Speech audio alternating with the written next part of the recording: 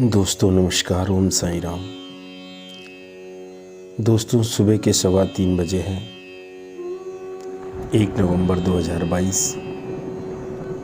इस प्यारी सी सुबह में आप सभी को प्यारा सा गुड मॉर्निंग। दोस्तों आज के दिन गोपाष्टमी का त्यौहार मनाया जाता है।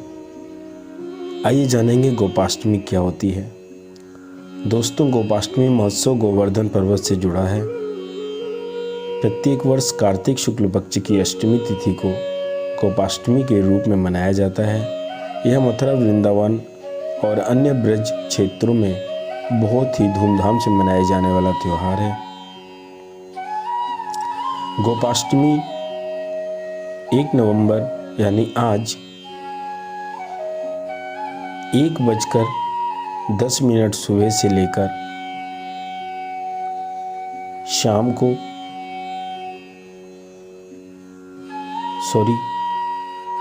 बिल्कुल ठीक है, शाम को 11:10 तक मनाई जाएगी। कहा जाता है कि कार्तिक शुक्ल पक्ष में अष्टमी तिथि से ही भगवान श्री कृष्ण ने गौचारण लीला आरंभ की थी, इसलिए इसे गोपाष्टमी के नाम से जाना जाता है। गोपाष्टमी पर गायों और उनके बछड़ों को सजाया जाता है और उनकी पूजा की जाती है।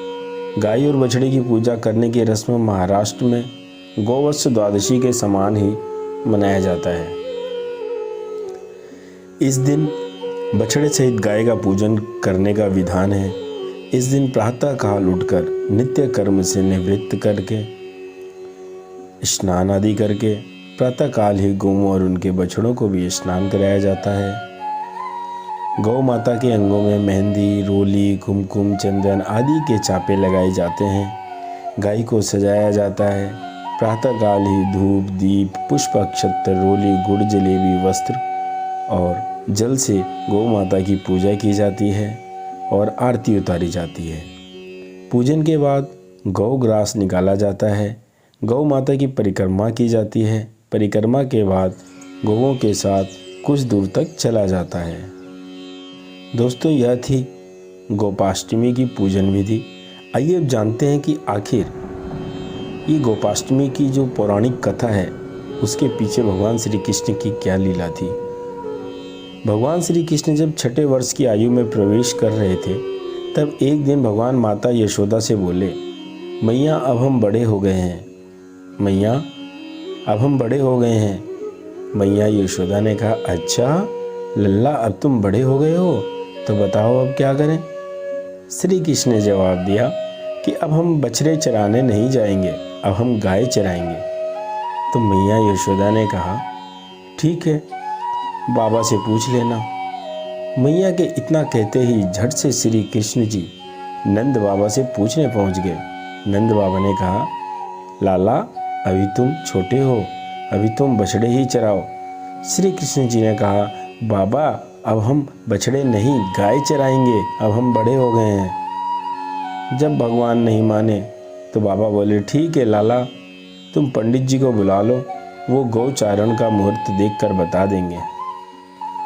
बाबा की बात सुनकर भगवान श्री कृष्ण झट से पंडित जी के पास पहुँचे और बोले, पंडित जी आपको बाबा ने बुलाया है, गौचारण का मुहूर्त देखना है, लेकिन एक बात का ध्यान रहे, आप आज ही का मुहूर्त बता देना, बदले में मैं आपको बहुत सारा माखन दूंगा। पंडित जी की बात समझ में आ गई, दिमाग में घुस गई। पंडित जी नंद बाबा के पास पहुँचे और बार बार पंचांग देखकर गणना करने लगे। काफ़ी समय भी जब उन्होंने कोई जवाब नहीं दिया तो नंद बाबा ने पूछ लिया कि पंडित जी क्या बात है, आज इतना टाइम कैसे लग रहा है, आप बार बार क्या गिन रहे हैं। पंडित जी बोले, क्या बताएं नंद बाबा जी, केवल आज का ही मुहूर्त निकल रहा है, इसके बाद 1 साल तो कोई मुहूर्त ही नहीं है। पंडित जी की बात सुनकर नंद बाबा हैरान हुए, लेकिन उन्होंने भगवान श्री कृष्ण को गौचारण की स्वीकृति दे दी। भगवान जिस समय कोई कार्य करें वही शुभ मुहूर्त बन जाता है। इसी दिन भगवान ने गौचारण आरंभ किया। वह शुभ तिथि थी कार्तिक मास में शुक्ल पक्ष की अष्टमी। भगवान के गौचारण आरंभ करने के कारण ही यह तिथि गोपाष्टमी कहलाई। बोली भगवान श्री कृष्ण महाराज की जय। माता यशोदा ने अपने लल्ला का श्रृंगार किया और जैसे ही पैरों में जूतियाँ पहनाने लगी तो लल्ला ने मना कर दिया। बोले, मैया, यदि मेरी गऊँ जूतियाँ नहीं पहनती तो मैं कैसे पहन सकता हूँ? यदि पहना सकती हो तो उन सभी को भी जूतियाँ पहना दो। बता दें, भगवान श्री कृष्ण जब तक वृंदावन में रहे उन्होंने कभी पैरों में जूतियाँ नहीं पहनी। आगे आगे गाय और पीछे पीछे बांसुरी बजाते हुए भगवान श्री कृष्ण अपनी बाल लीलाओं की छटाओं को बिखेरते रहे। उनके पीछे बलराम और श्री कृष्ण के यश का गुणगान करते हुए ग्वाल, गोपाल, बाल सब चल दिए।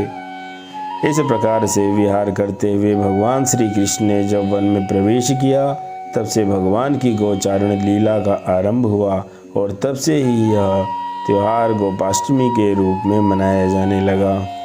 जब भगवान श्री कृष्ण गौवे चराते हुए वृंदावन जाते तब उनके चरणों से वृंदावन की भूमि अत्यंत पावन और निर्मल हो जाती।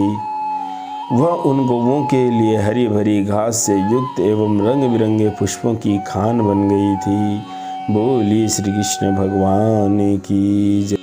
मेरे प्यारे दोस्तों, इसी प्रकार की धार्मिक और आध्यात्म से जुड़ी हुई सनातन की बुनियाद बनी कहानियों के बारे में, कथाओं के बारे में जानने के लिए कृपया करके आप हमारे चैनल को सब्सक्राइब करें ताकि हम इसी तरह से आध्यात्म से जुड़े कंटेंट आप लोगों के लिए लेकर आते रहें और अपने जीवन के कुछ एक दो पल उस परमात्मा के नाम का जिक्र करते हुए, उनकी याद में उनके नाम का सिमरन करते हुए, उनकी कथाओं को पढ़ते हुए, उनकी पावन कहानियों को पढ़ते हुए आप लोगों के माध्यम से उनके चरणों में वंदन करते हैं, नमन करते हैं। और वीडियो को अंत तक देखने के लिए आप सभी का दिल से धन्यवाद।